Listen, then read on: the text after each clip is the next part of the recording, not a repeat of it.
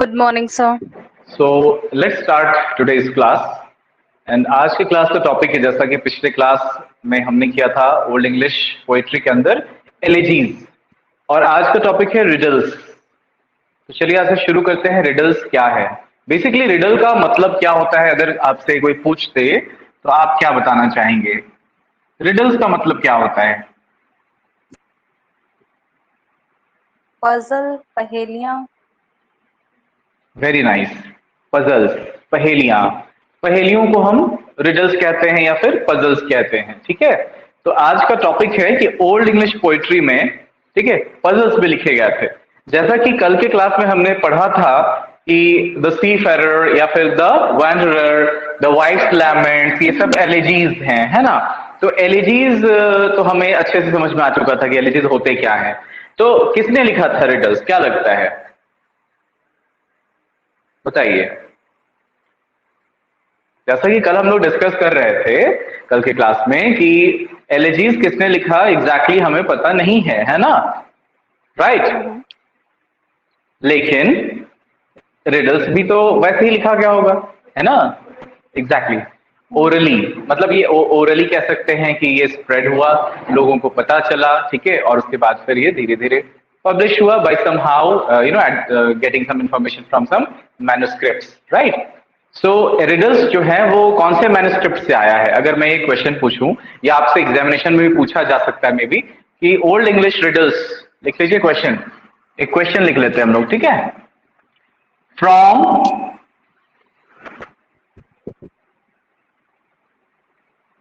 which manuscript do we get clues of riddles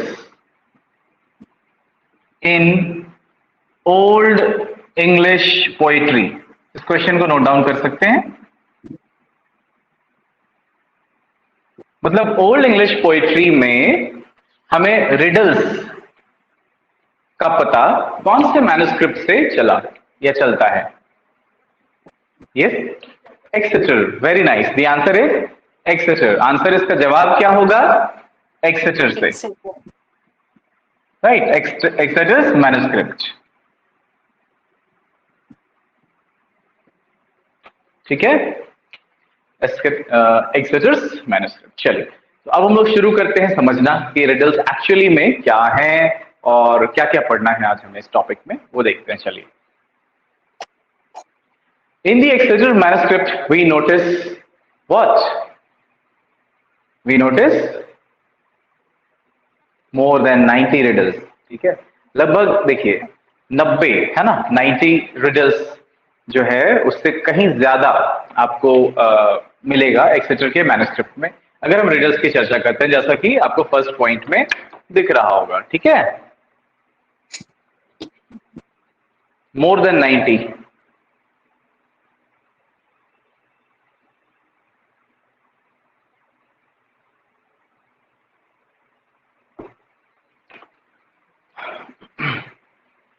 नब्बे से अधिक।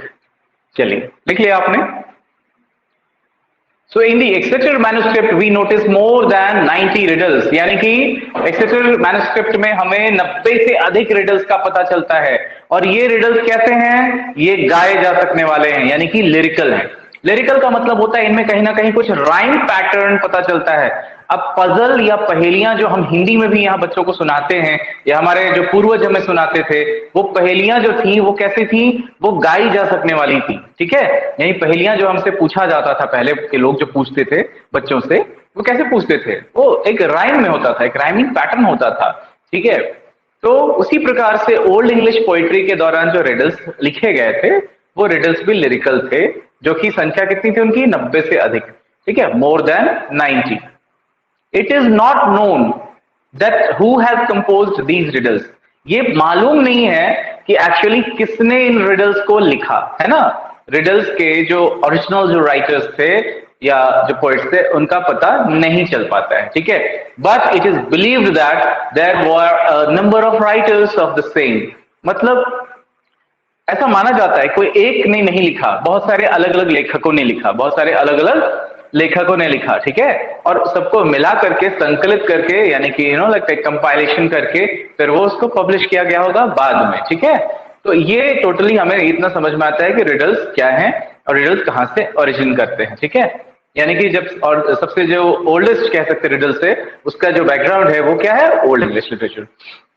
Once it was said, एक बार ऐसा कहा भी जाने लगा था, माना जाने लगा था कि साइन वुल्फ है ना, ठीक है, इसको सेनेवुल्फ भी बहुत लोग प्रोनाउंस करते हैं, बट एक्चुअल प्रोनाउंसिएशन आप इसका करेंगे क्या, साइन वुल्फ, ठीक है। तो साइन वुल्फ ने इन सारे रिडल्स को लिखा था, लेकिन धीरे धीरे करके ये जो थ्योरी थी, ये जो एक सिर्फ लोगों की जो मानसिकता बन गई थी कि साइन वुल्फ ने पहली बार रिडल्स लिखा होगा और इन रिडल्स को जो 90 से ज्यादा जो एक्सेटर मैन्युस्क्रिप्ट में प्राप्त होते हैं, ये भी लिखा किसने, सैमुअल्स ने, लेकिन बाद में ये विचारधारा भी समाप्त हो गई, ठीक है।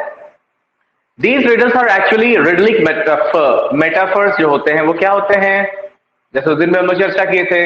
मेटाफर्स क्या होता है पता है, बताइए पूजा जी, बताइए आप, what are metaphors.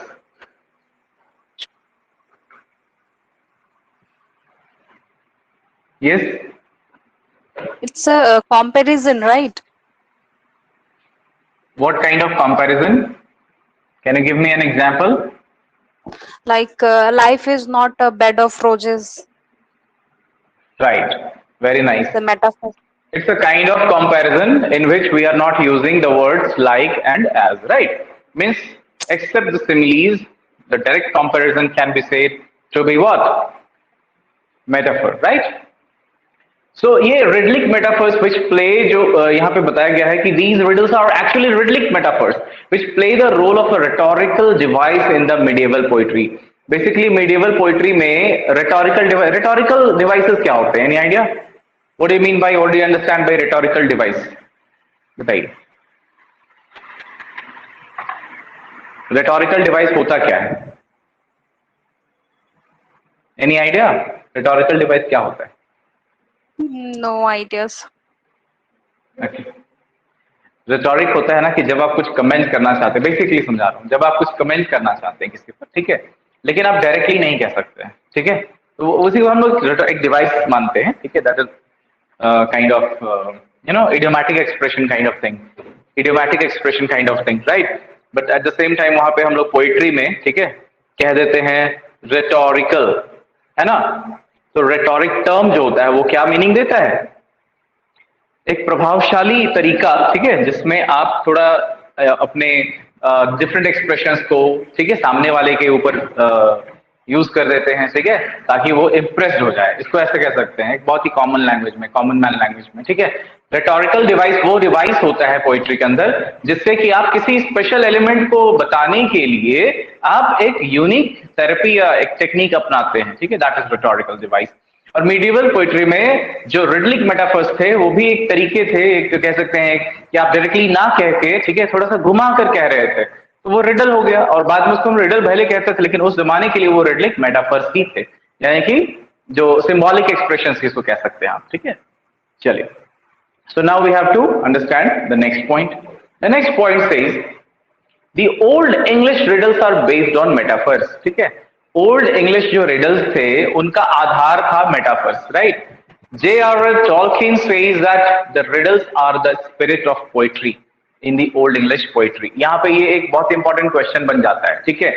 According to whom the riddles are the spirits or spirit of poetry, यानी कि ओल्ड इंग्लिश पोइट्री के दौरान पोइट्री की आत्मा रिडल्स थी, ठीक है, या रिडलिक मेटाफर्स थे, ऐसा किसने कहा, J.R.R. टॉल्किन ने, ठीक है। इसको एक क्वेश्चन के फॉर्म में भी लिख सकते हैं, write down, who said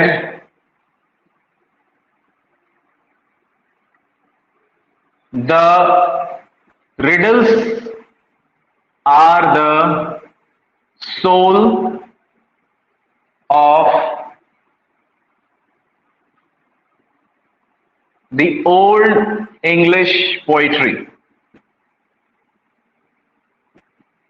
statement से भी क्वेश्चंस आता है, पता है ना, ठीक है। इस क्वेश्चन का आंसर क्या होगा बताइए, what should be the answer to this question? सामने है, बताइए। J.R.R. Tolkien. Tolkien. J.R.R. Tolkien. Right, J.R.R. Tolkien. तो ये कह सकते हैं कि इन्होंने डिफाइन किया कि रिडल्स जो थे वो एक्चुअली में मेटाफर्स थे। रिडल्स जो थे वो एक्चुअली में क्या थे? मेटाफर्स थे। ठीक है, इन्होंने ये भी बताया, J.R.R. टॉलकिन ने ही बाद में डिफाइन भी किया था कि ये रिडलिक मेटाफर्स थे, इससे ज्यादा और कुछ नहीं। ठीक है, चलिए नेक्स्ट पॉइंट समझते हैं। Next point says religious poems. ठीक है, नेक्स्ट पॉइंट क्या है हमें पढ़ना है? Religious poems. ठीक है, यानी कि धार्मिक कविताएं। धार्मिक कविताएं क्या क्या थी? ठीक, देखिए रिडल्स मतलब पहेलियां, लेकिन आज के डेट में हम पहेलियां समझते हैं, लेकिन ओल्ड इंग्लिश लिटरेचर के दौरान ये पहेलियां सिर्फ नहीं थी, है ना? ये क्या थी? बेसिकली मेटाफोरिकल यूजेस, या कह सकते हैं सिंबॉलिक रिप्रेजेंटेशन ऑफ और representations of kind of feeling और emotion of the writer, speaker और द पोएट। ठीक है, उसी को हम लोग वहां पे ओल्ड इंग्लिश लिटरेचर के अकॉर्डिंग रिडल्स कह देते हैं। अब हम लोग चर्चा करने वाले हैं रिलीजियस पोएम्स का। किस चीज का? Religious poems. चलिए, रिलीजियस पोएम्स बेसिकली क्या है, आप लोगों को क्या लगता है, बताइए। What are religious poems? Related to religion. आपकी आवाज बीच बीच में नहीं आ रही है, फिर से ठीक से बोलिए। The poem which is related to religion. The poem which is related to religion, right? चलिए, सही है। देखिए सिंपल है, रिलीजियस पोएम्स वो पोएम्स होते हैं जो बेसिकली ओल्ड इंग्लिश लिटरेचर के अकॉर्डिंग जब बात करें तो रिलीजियस पोएम्स वो पोएम्स होते हैं, ठीक है, जो रेफरेंस देते हैं कि इंग्लैंड में क्रिश्चियनिटी शुरू हुई। ठीक है, लिख लीजिएगा, एक कोटेशन मैं बता देता हूं, एक स्टेटमेंट दे रहा हूं, लिख लीजिएगा। Religious poems refer to religious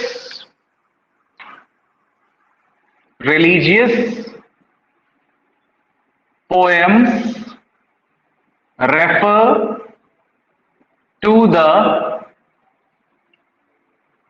commencement of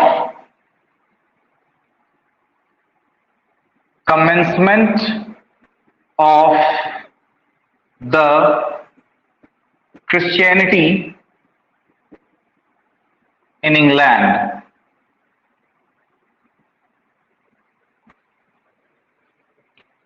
ये रिलीजियस पोएम्स का आशय है या मीनिंग है, यानी कि बेसिकली वहां धर्म का सीधा मतलब था क्रिश्चियनिटी उस समय। ठीक है, दूसरे धर्म नहीं। तो Christianity was brought to the Germanic pagan invaders Anglo Saxons when they got settled in England. ठीक है, कहने का सेंस क्या है कि क्रिश्चियनिटी जो था ना, ठीक है, वो Germanic pagan invaders. What do you mean bye pagan invaders? चलिए, यहाँ पे आप टर्म देख रहे होंगे, जर्मैनिक पैगन इन्वेडर्स। बताइए मुझे, what do you understand by pagan?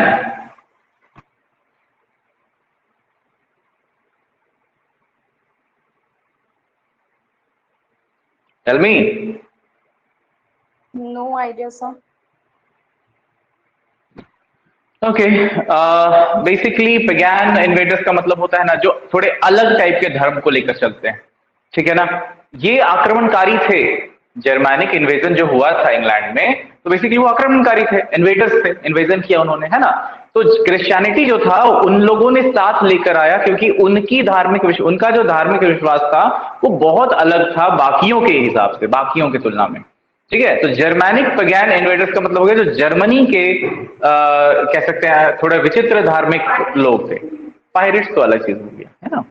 Pagan का मतलब होता है ना ऐसे धर्मावलंबी, ऐसे धर्म को मानने वाले लोग जो पूरे विश्व में धर्म का प्रचार प्रसार करते हैं और उनका धर्म दूसरे धर्मों से अलग मत रखता है, वैसे हम लोगों को कहते हैं पैगन। ठीक है, तो Christianity was brought to the Germanic pagan invaders Anglo Saxons. और ये इन्वेडर्स कौन थे? Anglo Saxon. तभी तो उस जगह का नाम पड़ा था एंग्लाई लैंड, और बाद में जो आज हम इंग्लिश सीख रहे हैं ये बेसिकली क्या है? English. So Anglo Saxons when they got settled in England, है ना। यानी कि इसी के कारण से हम लोग इंग्लिश को और किस नाम से जानते हैं? इंग्लिश लैंग्वेज को और हम किस नाम से जानते हैं? बोलिए। West Germanic language.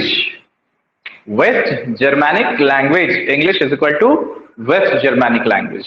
English language या तो वेस्ट जर्मैनिक लैंग्वेज यदि आप कहते हैं तो उसका सीधा मतलब क्या है कि आप सिर्फ इंग्लिश को ही रेफर कर रहे हैं, ठीक है, क्योंकि ये वेस्ट जर्मनी से इंग्लैंड में आया था या एंटर किया था।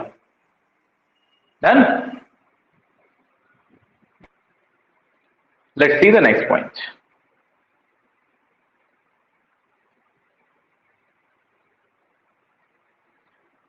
The next point suggests King Edwin was the ruler of the Anglo-Saxon that time.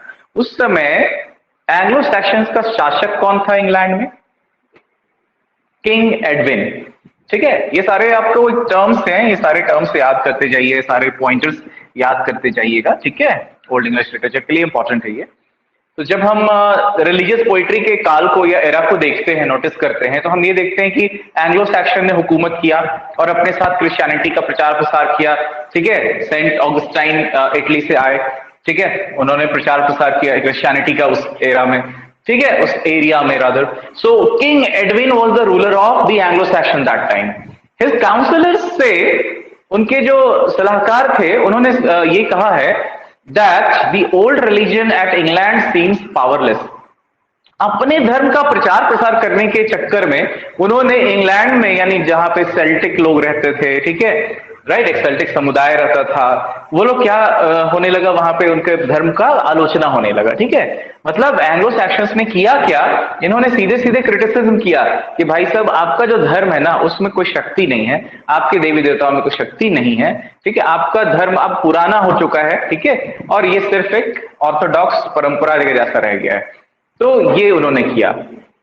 The religious poetry in the old English era includes the narrative treatment of old stories which included stories of saints life। अब देखिए, अब धर्म का प्रचार प्रसार करना है किसी को, तो वो क्या करेगा, वो वहां के लोकलाइट्स के मेंटालिटी को समझेगा या नहीं समझेगा, बताइए।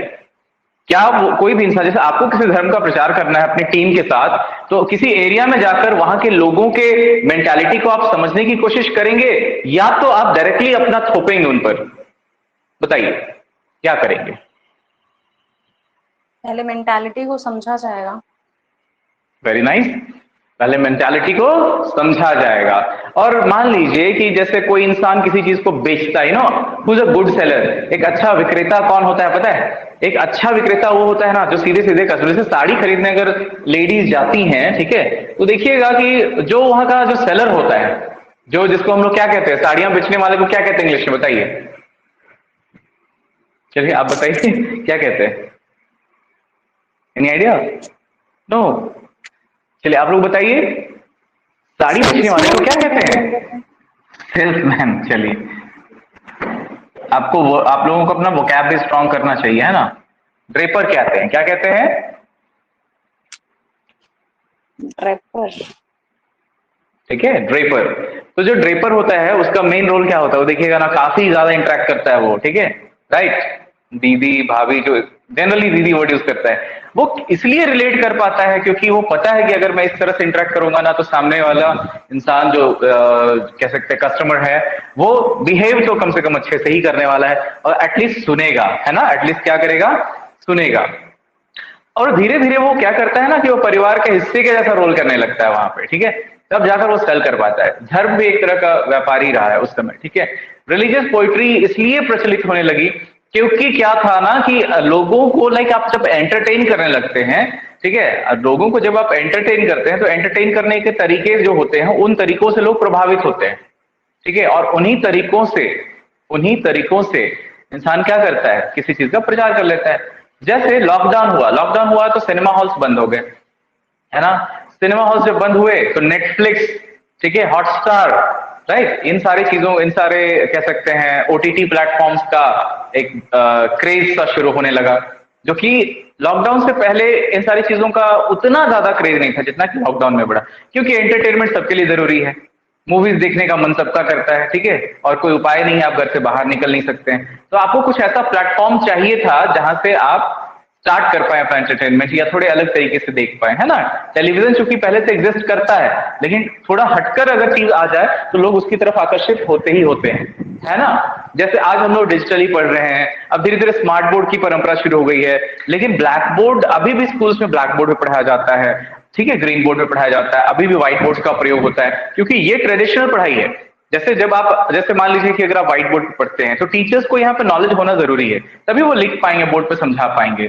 जबकि स्मार्ट बोर्ड का अगर देखा जाए, ड्रॉबैक देखा जाए, तो उसमें क्या है कि एक सिंपली कोई किसी ने एक स्लाइड बना दिया है और टीचर सिर्फ एक टिक लगा रहे हैं और उसको एक्सप्लेन कर रहे हैं, भले वो अट्रैक्टिव लगता है ना, लेकिन वो उस तरह का इम्पैक्ट नहीं देता है, ना ही टीचर उसके पीछे उतना मेहनत कर पाते हैं, क्लियर, क्योंकि उनको बना बनाया कंटेंट मिल रहा है and he just putting the tick marks.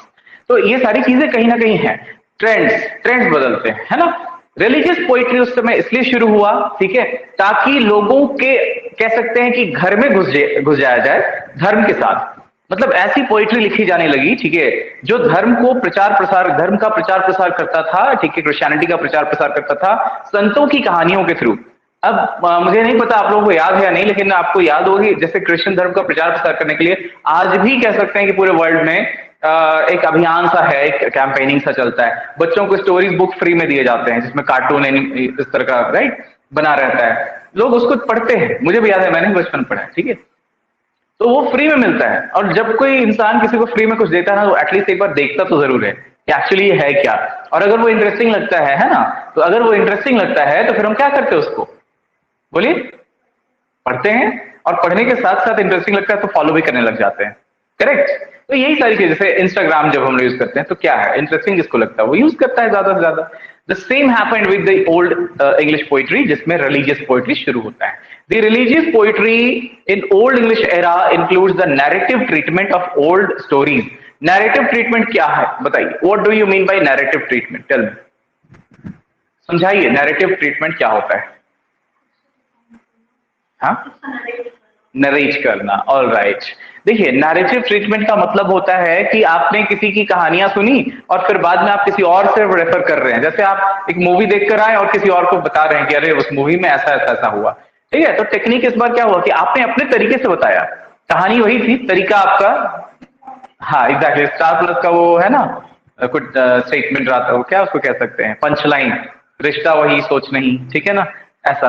तो वही चीज है, narrative treatment of old stories which included stories of cents life. इसमें संतों की जिंदगियों के बारे में, जीवनियों के बारे में चर्चा की गई थी ओल्ड इंग्लिश पोइट्री के दौरान लिखे गए रिलीजियस पोइट्री में। अब हम लोग बढ़ते हैं आगे, अब देखते हैं नेक्स्ट, ठीक है।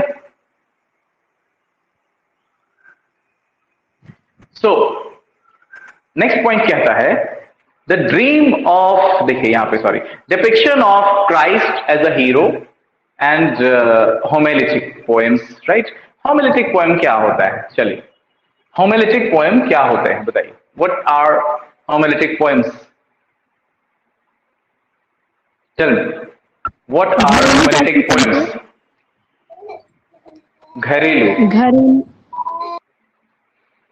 अच्छा, ठीक है, और कोई बताना चाहेंगे, anyone else.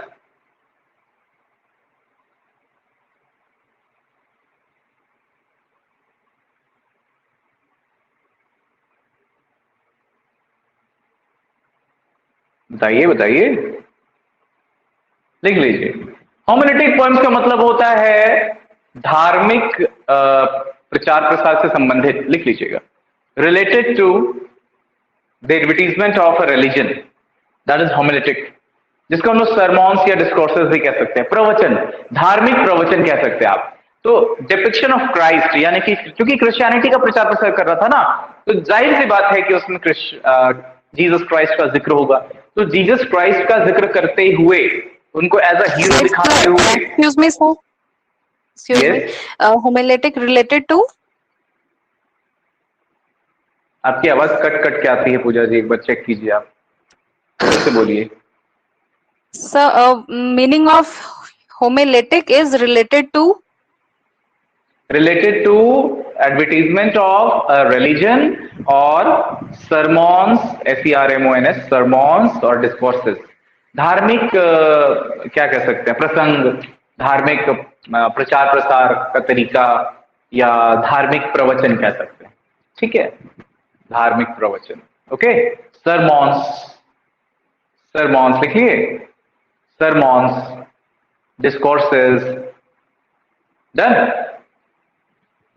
So depiction of Christ as a hero, मतलब जीसस क्राइस्ट को एज अ हीरो दिखाया जाता था, ठीक है, और धार्मिक प्रसंगों के बारे में बातचीत होती थी, उसी से वो धीरे धीरे करके पोइट्री का स्वरूप ले लेता है, ठीक है, right. The next is the dream of the rood. यहाँ पे देखिए ऑलरेडी मैंने पहले भी जिक्र किया है पिछले सेशंस में, the dream of the rood जो है, ठीक है, और कैडमेंस हिम, ये दोनों को धार्मिक कविताओं का दर्जा मिला है ना।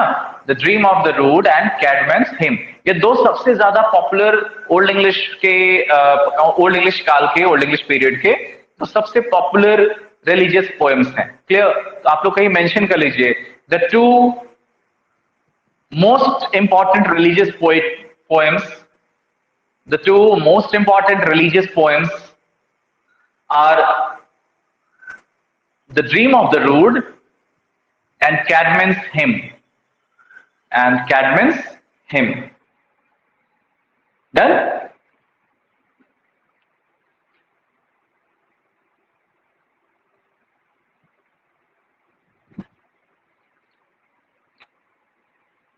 अब देखते हैं, देखिए ड्रीम ऑफ द रूड तो नहीं, लेकिन कैडमेंस हिम देखें। कैडमेंस हिम इंपॉर्टेंट है, ठीक है। देखिए कैडमेंस हिम एक्चुअली क्या है। कैडमेंस हिम, हिम का मतलब क्या होता है, कोई समझाएंगे? What do you mean by hymn? Yes, tell me what do you mean by hymn? Right, hymn means prayer, प्रार्थना, राइट। हिम का मतलब होता है प्रार्थना, ईश्वर की तरफ वंदना। हिंदी में क्या बोलेंगे इसको? वंदना, लिख लीजिएगा। और हिम का दूसरा सेंस भी होता है श्लोक या फिर मंत्र, श्लोक या फिर मंत्र। मंत्रास को हम लोग हिम्न भी कहते हैं। एक पोएम हमने पढ़ा है, a hymn to God the father, पढ़ा है हमने, चलिए। सो कैडमन के हिम्न, ठीक है, को माना जाता है कि वह सबसे बड़ा अचीवमेंट रहा है एंग्लो सैक्सन काल का। Caedmon's hymn is an achievement in Anglo Saxon history, Anglo Saxon के काल में। अब इसमें एक्चुअली में क्या है वो समझते हैं। देखिए, the principal poem puts down the new Christian lessons, मतलब कैडमन्स हिम के थ्रू ओल्ड इंग्लिश काल में धर्म का, जब यानी क्रिश्चियनिटी का जब प्रचार प्रसार हो रहा था, ठीक है, तो इसके ही थ्रू, इसी पोएम के थ्रू लोगों को ये बताने की कोशिश की गई कि आपका धर्म हमारे धर्म से इंफीरियर है और क्रिश्चियंस का लेवल कहीं ज्यादा अपर लेवल पर, मतलब कह सकते हैं उनका लेवल, उनका एक्सटेंट, उनका जो सीमा है वो कहीं ज्यादा है। The principal poem puts down the new Christian lessons recently acknowledged by the Germanic pilgrims, और ये माना जाता है जो जर्मनी के जो पिलग्रिम्स हैं, तीर्थयात्री हैं, ठीक है, उनके द्वारा अभी एक्सेप्ट किया गया है कि यही उनका पर्पस था। Caedmon is considered as the principal English writer, मुख्य इंग्लिश राइटर अगर देखा जाए तो वो उस समय के कौन थे? कैडमन, ठीक है ना। कैडमन को इंग्लिश राइटर्स में से सबसे प्रमुख माना जाता था ओल्ड इंग्लिश काल में, ठीक है, क्योंकि इनको बहुत सारे सेंट्स जो थे ना, उन्होंने भी इनका काफी प्रचार कर दिया था जाकर, ठीक है। मतलब जो संत जाते थे क्रिश्चियनिटी का प्रचार प्रसार करने इंग्लैंड, वो कैडमन के पोएट्री को जरूर बढ़ावा देते थे, एंडोर्स करते थे, ठीक है। So Caedmon is considered as the principal English writer who composed the primary English poem, right. Primary English poems का सेंस यहाँ पे क्या है? जो सबसे शुरुआती धार्मिक कविताओं को लिखने का क्रेडिट जाता है किसको? कैडमन को। और ये नोन थे, सबसे बड़ी बात क्या है कि इनका नाम मालूम है, मतलब ये इनके लिए हम लोगों को कोई कंफ्यूजन नहीं है कि कैडमन हिम्न जो कविता है या रिलीजियस पोएट्री वो किसने लिखा, तो उसको कैडमन ने लिखा। यानी कि बाकी ओल्ड इंग्लिश के जो पोएट्री हैं, जिसके अलग अलग रेफरेंसेस हैं, अलग अलग कॉन्टेक्स्ट से पता चलता है कि अच्छा एक्सेटर से पता चलता है कि ये लिखा गया, बियोल्फ लिखा गया, वो लिखा गया है ना, द सेफरर लिखा गया, तो एक्चुअल राइटर्स पता नहीं है। लेकिन यहाँ पे हिम्न का एक्चुअल राइटर हमें मालूम है, जो कि कौन है? कैडमन है। समझ में आई बात? चलिए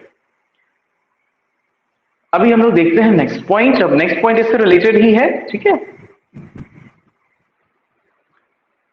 हिज पोएम्स, यानी कि कैडमन की कविताओं के बारे में बात हो रही है। His poems contained new structures, यानी कि ओल्ड फैशन या ओल्ड पैटर्न को भूला जा चुका है पोइट्री में, जैसा कि बियोवुल्फ में हीरोइक एलिमेंट्स होता था, द सीफेरर एलिजियाक था, द वैंडरर एलिजियाक था, द वाइफ्स लैमेंट एलिजियाक था। तो सबका पैटर्न अलग था, है ना।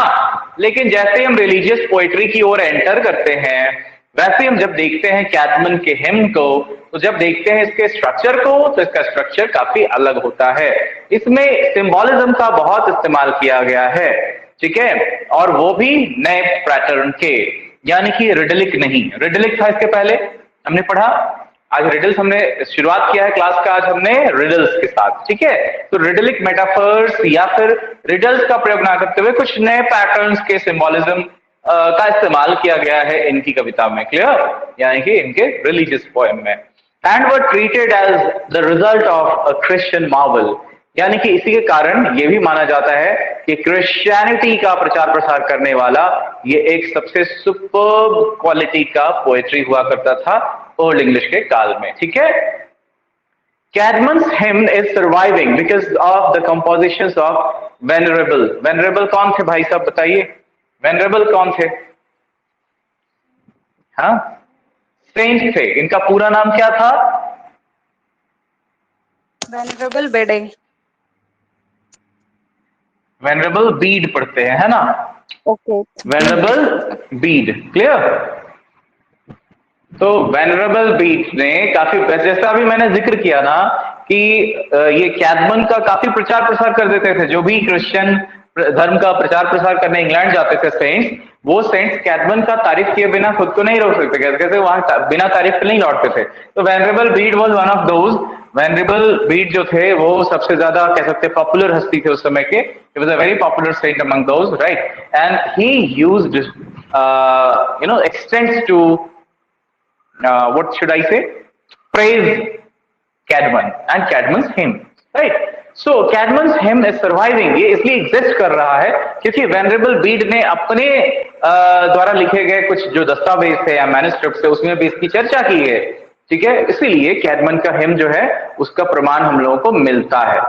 As indicated by the Venerable Bede's story, Cadman was a nearby laborer turned artist. Clear?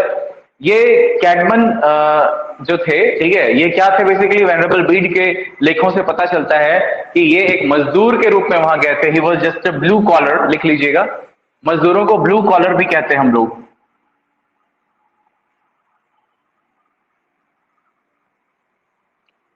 ठीक है।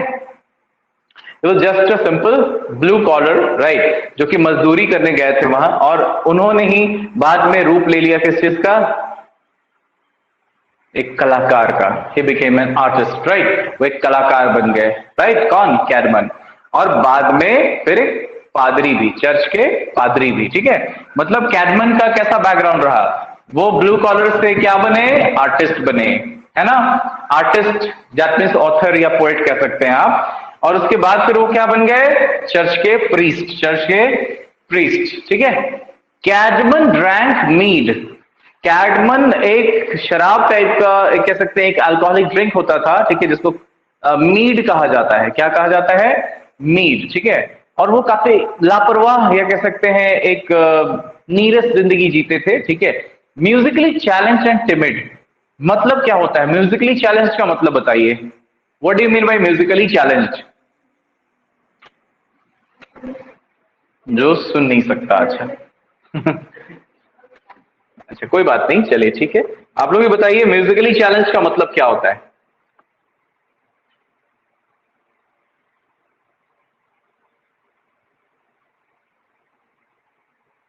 जवाब दीजिए। No idea sir. हाँ, राइट, चलिए ठीक है। म्यूजिकली चैलेंज का मतलब होता है जैसे कहीं सॉन्ग प्ले हुआ और अपने आप को कंट्रोल नहीं कर पाया, ठीक है, मतलब डांस करने लगा। क्या करने लगा? है ना, तो उसको कहते हैं म्यूजिकली चैलेंज, ठीक है। इसका ये मतलब नहीं कि सुन नहीं पाएगा, क्लियर। सो बेसिकली कैडमन एक शराबी की तरह व्यवहार करता था, ठीक है ना, और वो काफी लापरवाह कह सकते हैं कि एकदम बेपरवाह इंसान, ठीक है ना, और संगीत प्रेमी, ठीक है, और लेकिन वो एक डरपोक भी था। He was a coward, physically challenge अलग हो गया, ठीक है। म्यूजिकली चैलेंज का मतलब हो गया म्यूजिक बजे तो खुद को रोक ना पाए, वैसा। डन। ड्यूरिंग फीस्ट, अगर पार्टियां होती थी, ठीक है, भोजन की पार्टी को फीस्ट कहते हैं, तो during feast individuals used to sing turn by turn. He was timid to the point that when his go come, और his go come मतलब उसका जब बारी आता था, ठीक है, to sing and the harp एक इंस्ट्रूमेंट होता है, harp जिसको बजाया जाता है, approached him, he surrendered his food in the center and used to leave the dining experience. Clear? इस लेवल पर शाय या टिमिड था वो इंसान, ठीक है, कि जब आप कहा जाता था ना कि वन बाय वन अब सब लोग गाएंगे, ठीक है, अपनी अपनी कविताओं को सुनाएंगे, तो जब कैडमन का टर्म आता था तो कैडमन खाना तक छोड़ के वहां से चला जाता था, ठीक है, मतलब अपना खाना भी कंप्लीट नहीं करता था, उसको ऐसा फील होता था कि अब मेरा टाइम आ रहा है, जल्दी से निकल जाओ। इस लेवल पर वो डरपोक हुआ करता था, ठीक है, ये इसका सेंस हो गया। नेक्स्ट पॉइंट देखते हैं। In any case one such night as he left, he found in a fantasy someone or somebody who is motivating him to sing some tune, right? एक रात जब उसके साथ ऐसा हुआ तो वो अपने आप को एक परिकल्पना में, ठीक है, महसूस करता है, और उसको ऐसा महसूस होता है कि कोई उसे प्रेरित कर रहा है, ठीक है, कि तुम कुछ अच्छा या मधुर गाओ। Whenever he awakened, और उसके बाद फिर जब वो उठता था, he sang that tune frequently and later. Cadman's words turned into a fury. When the venerable Bede went over those words, he kept it as Cadman's hymn in a line by a Latin version. कहने का मतलब क्या हुआ कि ये जो कैडमन्स him है, मैं इसके बारे में थोड़ा समझा देता हूं अच्छे से। ये जो कैडमन्स हिम है, आखिर ये लिखा कैसे गया, इसके पीछे की कहानी क्या है? तो चूंकि कैडमन सबसे पहले तो एक मजदूर था, मजदूरी करते करते उसकी मुलाकात हुई कुछ लोगों से, और चूंकि उसके अंदर एक टैलेंट था तो उसने एक आर्टिस्ट का रूप लिया, वो एक आर्टिस्ट बना। आर्टिस्ट के बाद चूंकि धर्म का उस समय काफी प्रचार प्रसार हो रहा था इंग्लैंड में, तो इसने भी क्या किया, धार्मिक प्रचार प्रसार में अपना योगदान देना शुरू किया, and he became a priest. Meanwhile इसी दौरान हुआ क्या कि जब एक, चूंकि ये आर्टिस्ट भी था, लिखता था अच्छा, गाता था अच्छा, तो इससे जब कहा जाता था कि तुम गाओ या तुम यहाँ आओ, तो ये चूंकि टिमिड था, अंदर से इसको एक शाइनेस इसके अंदर थी, तो ये इंसान क्या करता था, ये उस सिचुएशन को, उस मोमेंट को स्किप करता था, वहां से बचकर निकलता था। क्लियर? साथ ही इसको कुछ सपने आते थे, कैडमन को कुछ सपने आते थे, और वो सपने कैसे होते थे, एक फैंटेसीज वाले होते थे, जो कि इसमें इसको कोई प्रेरित कर रहा है कि तुम गाओ, तुम डरपोक नहीं हो, तुम कुछ अच्छा कर सकते हो, एक धुन बनाओ। तो फैंटेसी में ही इसने कुछ धुन बनाया था, कुछ लाइंस बनाए थे कैडमन ने, जो कि ये दोहराता रहता था। एक बार वेनरेबल बीड ने इसे सुन लिया, ठीक है। वेनरेबल बीड ने जब उसको सुना तो वेनरेबल बीड ने उसको क्या कहा कि तुम ये कर क्या रहे हो, जब तुम इतना अच्छा अगर रचना लिखते हो तो तुम इसको एक स्वरूप क्यों नहीं देते हो, एक आकार क्यों नहीं देते हो। तब जाकर वेनरेबल बीड के कहने के आधार पर कैडमन ने हिम्स यानी कि बहुत सारे श्लोकों का रचना किया, ठीक है, जो कि आगे जाके लैटिन वर्जन में भी पब्लिश किए गए या फिर लिखे गए, ठीक है। ये इसके बारे में समझ में आई बात। चलिए आगे देखते हैं। बेसिकली कैडमन का जो हिम्न है वो कितने लाइंस का है, 9 लाइंस। कितने लाइंस का है, 9 lines. 9 लाइंस। सोचिए सिर्फ 9 लाइंस का है, ठीक है, और ये इतना पॉपुलर हो गया था ओल्ड इंग्लिश लिटरेचर में। So this 9 line poem flawlessly portrays, क्या पोर्ट्रे करता है, the making of everything, the foundation of the universe, the formation of the earth, the introduction of time, and the start of humans. Cadman acclaims God for the production of everything. तो कैडमन का जो central character है, यानी कि कैडमन him का central character कौन है? God. कौन है? गॉड। और कैडमन ने इन्हीं 9 लाइंस में गॉड या दी ऑलमाइटी गॉड का पूरा रोल लिखा है, ठीक है, कि किस तरह से गॉड ने ही दुनिया का पूरा रचना किया है, ब्रह्मांड की रचना की है, ठीक है, हर चीज उन्होंने ही बनाया है, ठीक है। So this is the sense, ये सेंस है। कैडमन हिम किसके बारे में लिखी गई है? क्योंकि ये धार्मिक कविता है तो गॉड के बारे में लिखी गई है, ठीक है। और कैडमन ने किसको एक्लेम किया है, किसको क्रेडिट दिया है दुनिया की रचना का? गॉड को, right. This line poem flawlessly portrays the making of everything, the foundation of the universe, the formation of the earth, the introduction of time and the start of humans। अब यहाँ पे भले ये लाइन आपको एक like normal nutshell लग रहा होगा, बट यहाँ पे आपसे हो सकता है कि अगर मैं पूछूं टेस्ट में आप लोगों का कि कौन से 4 एलिमेंट्स पे चर्चा की गई है, तो सबसे पहले यूनिवर्स, दूसरा अर्थ, तीसरा टाइम और चौथा ह्यूमंस, ठीक है ना। लिख लीजिए question, what are the 4 elements, what are the 4 elements discussed in Cadmon's hymn?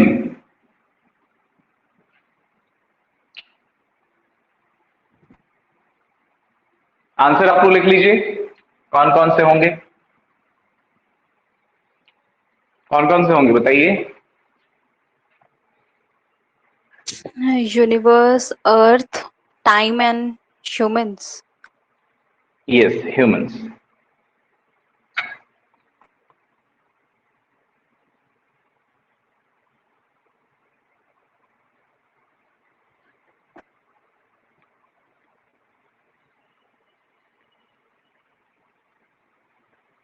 Done.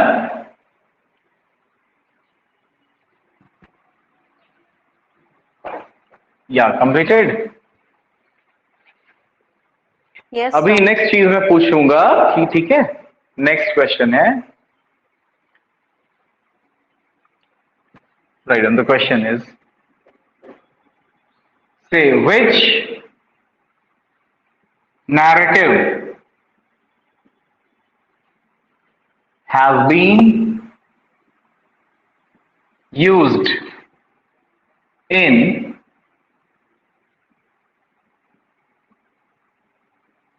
Cadmon's hymn?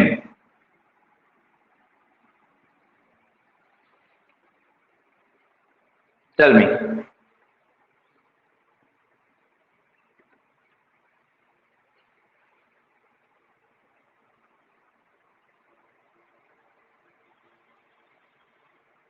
बताइए कौन सा नैरेटिव यूज किया गया है कैडमन्स हिम्न में? नैरेटिव समझते हैं आप लोग? Do you understand what narrative means?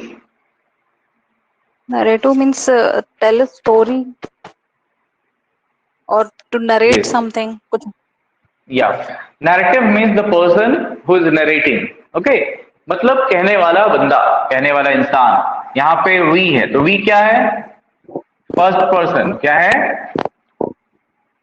First person plural. First person plural, तो इसका आंसर क्या हो जाएगा? First person plural. ऑलराइट,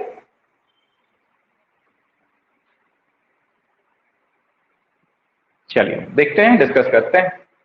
देखिए, it is spoken in the first person plural.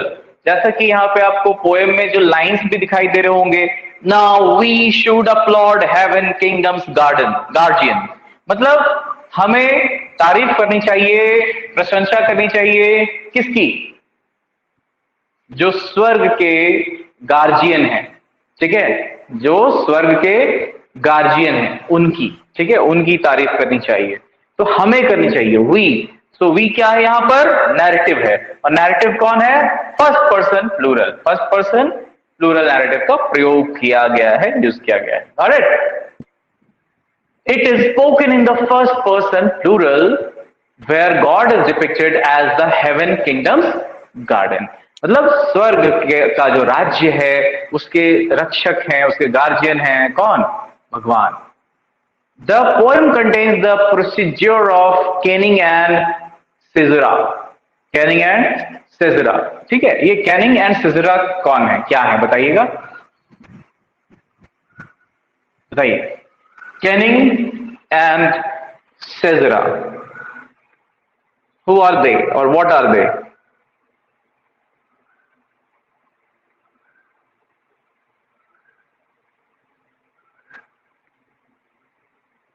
Any idea?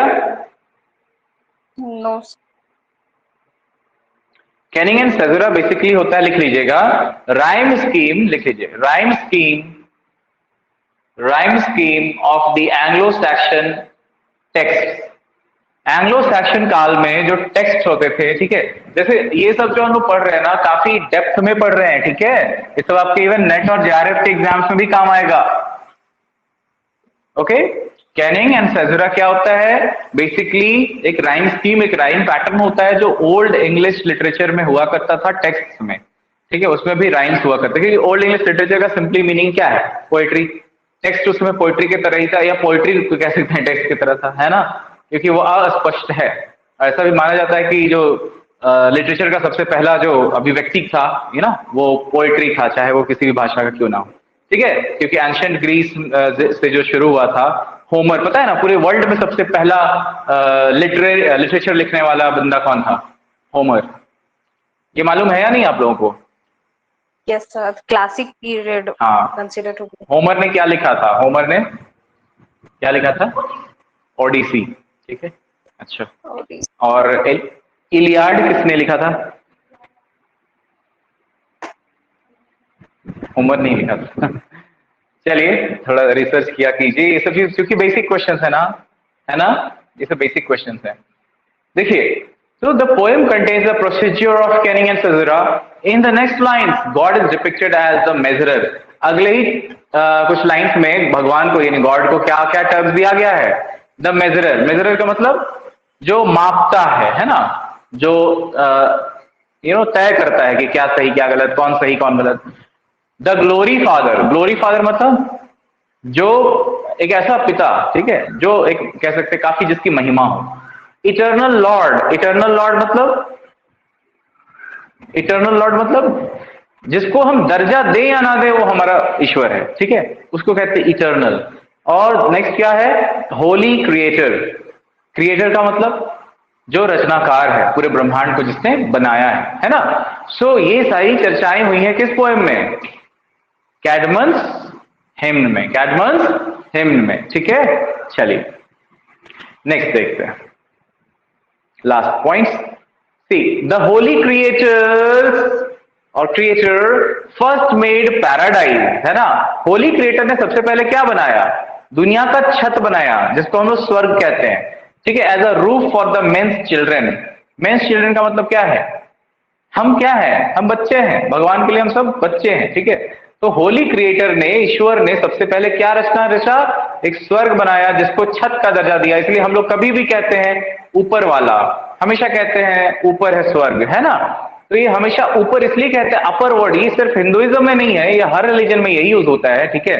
तो रूफ, एज अ रूफ जो create किया गया होली क्रिएटर यानी ऑलमाइटी गॉड के द्वारा, वो बेसिकली था पैराडाइज, ठीक है। बाद में हमने पढ़ा भी ना, paradise lost. So after the sky the earth is created. उसके बाद बना स्काई, उसके बाद फिर बना अर्थ। और अर्थ को कहां रखा गया है? अकॉर्डिंग टू कैडमन, सेंटर में। कहां रखा गया है? सेंटर में।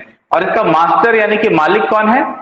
भगवान, ठीक है। मास्टर ऑलमाइटी, ठीक है। मास्टर का मतलब यहाँ पे मालिक का सेंस है, ओनर का सेंस है, ठीक है। इन सारे प्रॉपर्टीज का जो मालिक है वो कौन है? Almighty God.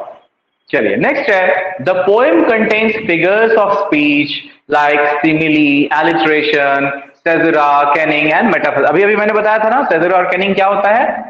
क्या होता है बताइए? Kenning and caesura, caesura and kenning, rhyme scheme, एक तरह का पैटर्निंग इन द टेक्स्ट, उसी को हम लोग सेजरा एंड कैनिंग कहते हैं। एलिट्रेशन क्या होता है? मैंने एक दो क्लासेस पहले डिस्कस किया है। एलिट्रेशन बताइए क्या होता है? अतिशयोक्ति अलंकार टाइप से। यस, क्या होता है अलिटरेशन? Repetition, right. किसी वर्ड का बार बार रिपीटेशन होता है। Right right. इसमें हिंदी में इसको कहते हैं अनुप्रास अलंकार। क्या कहते हैं? अनुप्रास अलंकार। हाँ, सिमिली क्या होता है बताइए, व्हाट इज सिमिली? सिमिली भी तो काइंड एज ऑफ कंपैरिजन और लाइक लगाते हैं और कंपैरिजन कर देते हैं, है ना? यस, बोलिए, स्पीक, बताइए सिमिली। सिमिली वही है जिसमें एज एंड लाइक का यूज होता है, like as Right. Flavour, as a form. और लाइक का एग्जांपल दीजिए।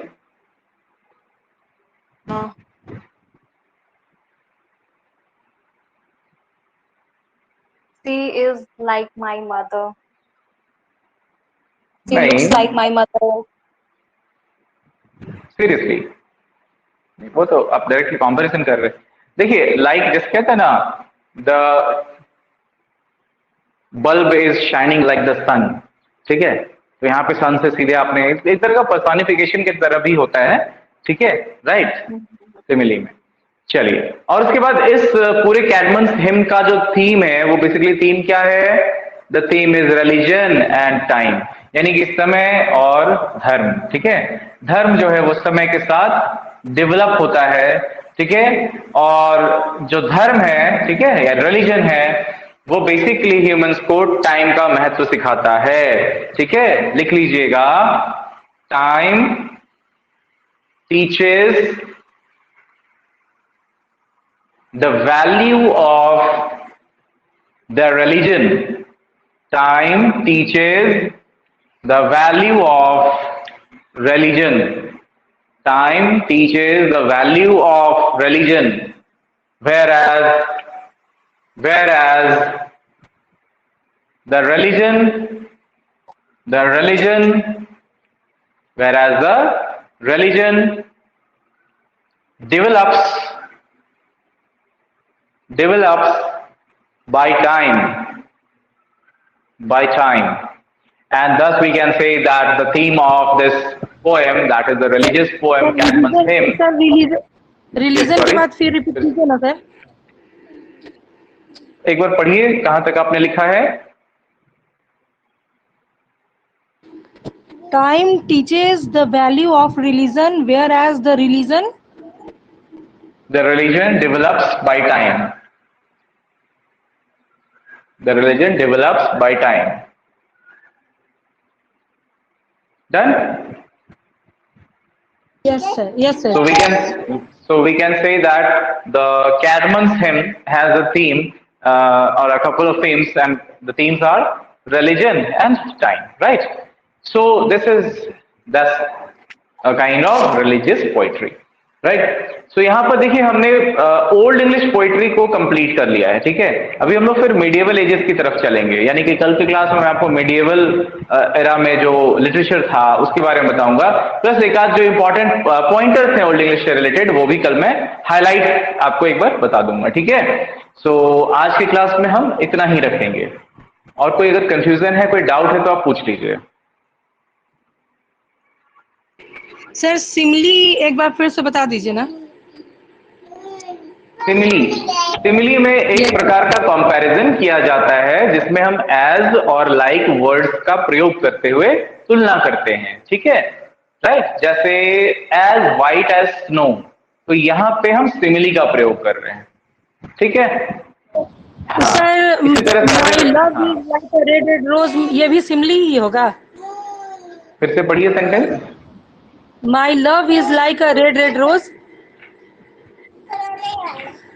आपकी आवाज ठीक से नहीं आ रही है, एक बार फिर से थोड़ा सा आप माइक दूर ही रखिए, आप थोड़ा सा नॉर्मली बोलिए। सर एक लाइन है ना कि my love is like a red red rose, तो ये सिमली ही होगा। हाँ, बिल्कुल बिल्कुल बिल्कुल, यहाँ पे सिमिली होगा, ओके सर। ठीक है? It's a kind of simile, ठीक है? और कोई कंफ्यूजन है किन्हीं को, तो आप पूछ सकते हैं। If you have any confusion related to this class, you can ask मी।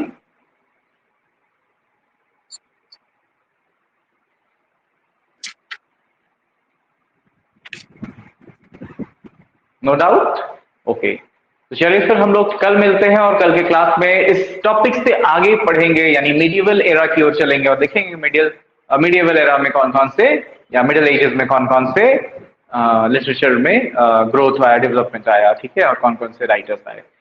तो आज तक जो भी हमने ओल्ड इंग्लिश में किया, पिछले कुछ क्लासेस से चूंकि हम ओल्ड इंग्लिश को ही फॉलो कर रहे थे और ओल्ड इंग्लिश से रिलेटेड लगभग सारे इंपॉर्टेंट जो फैक्टर्स हैं, जो पॉइंट्स हैं, ठीक है, जो नोट्स हैं, वो सारा मैंने आप लोगों से शेयर किया है, ठीक है। कोशिश कीजिएगा इसको अच्छे से प्रिपेयर करने का, ताकि आपका जो मॉक टेस्ट होगा वीक में, ठीक है, उसमें इनसे भी क्वेश्चंस होंगे।